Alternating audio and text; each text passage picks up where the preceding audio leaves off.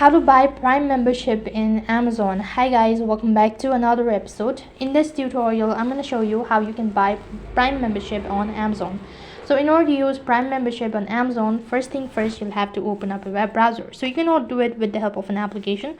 So for that, go ahead and type in amazon.com/prime membership. Make sure that you already have an Amazon account and then log in into your Amazon account from your web browser. Once you're logged in, that's going to take you to the interface, which is going to look something like this. Now go ahead and select start your free trial, okay, right at the bottom. After that, it's going to show you all of the subscription that's available on Amazon, so you can go through it and enter in your payment method. After that, entering your billing address as well.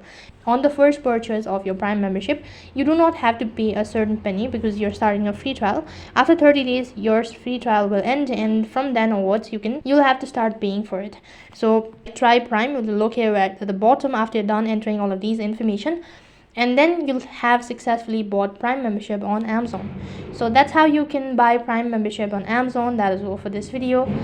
I hope the video was helpful. Make sure to like, share and subscribe to our channel. Thank you for watching. See you in the next video.